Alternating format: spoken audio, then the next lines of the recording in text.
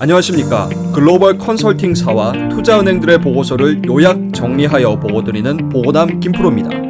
오늘은 BCG에서 3월에 공개한 AI 시대와 미래의 직업이라는 제목의 내용을 준비했습니다. 그럼 바로 보고 드리겠습니다.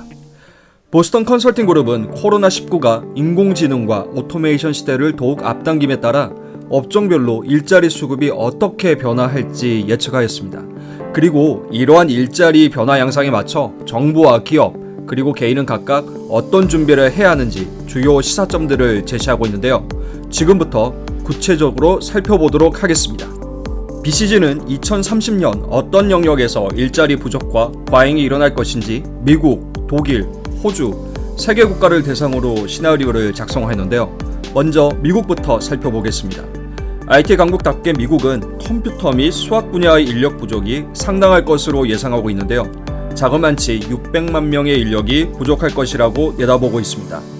뿐만 아니라 엔지니어 등 고위 기술, 경영직 및 헬스케어 분야에서 인력들 또한 부족할 것으로 보고 있죠. 하지만 단순 노동이 요구되는 영역에서는 인력 공급 과잉 문제를 예측하고 있는데요. 독일, 호주 또한 미국과 유사한 모습을 보일 것으로 예상하고 있습니다.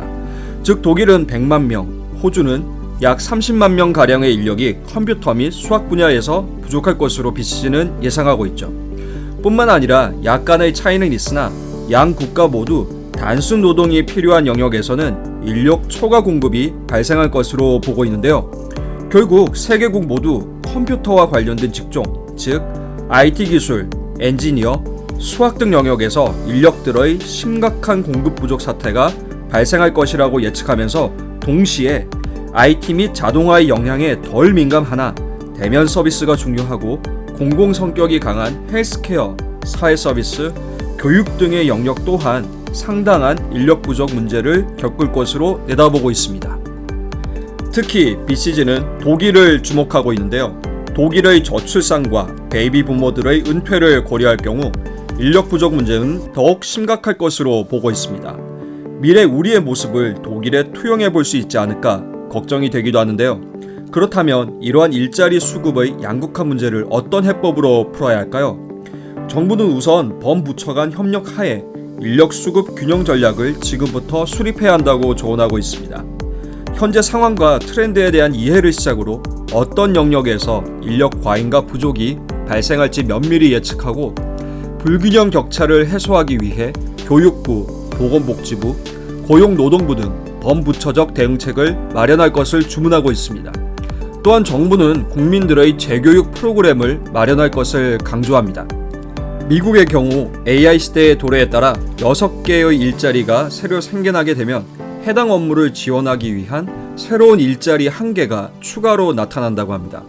따라서 새로운 기술을 습득할 수 있도록 민간 및 학계와 협력하여 정부 주도의 재교육 프로그램을 마련할 필요가 있다고 강조하고 있는데요. 다만 수년에 걸쳐 취득할 수 있는 학위 프로그램이 아닌 시장 상황에 유연하게 대처할 수 있는 마이크로 인증 프로그램으로 국민들이 산업 수요에 필요한 기술을 빠르게 습득할 수 있도록 돕고 지속적으로 기술 업그레이드를 할 수 있는 뼈대를 갖출 것을 권고하고 있습니다. 특히 이러한 추세에 직접적인 일자리 위협을 받을 수 있는 인력들에게 재교육의 기회를 제공하는 데 더더욱 초점을 두어야 한다고 이야기하는데요. 지원 방식 또한 대규모의 일회성 보조금이 아닌 소액이더라도 평생 학습을 할 수 있는 지원 방식을 채택할 것을 권면하고 있습니다. 싱가포르는 한 개인의 평생 학습을 위한 예산을 마련하고 개인 각자가 새로운 기술 교육이 필요할 때마다 해당 지원금을 간헐적으로 사용할 수 있도록 정책을 마련한 것을 대표적 사례로 들고 있습니다. 다음으로 정부는 취업 관련 플랫폼을 구축하여 국민들이 좀 더 쉽게 일자리와 교육 기회를 찾을 수 있도록 지원할 것을 강조하고 있습니다.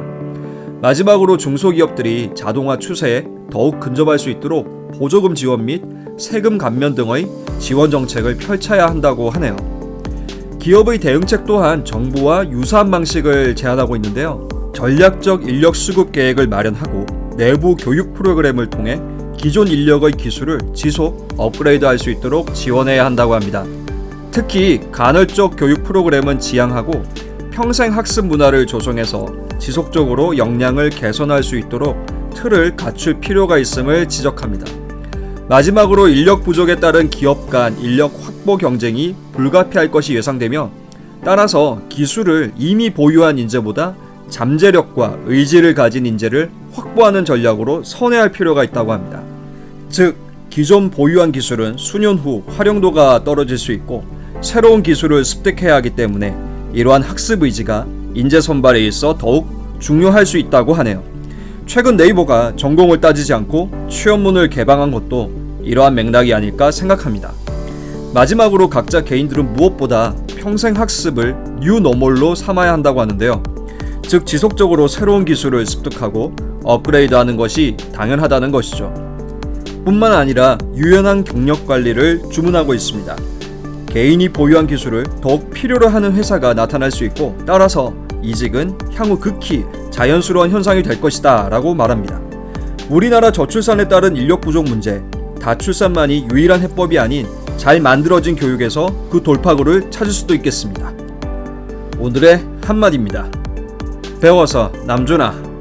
이상 보고남 김프로였습니다. 감사합니다.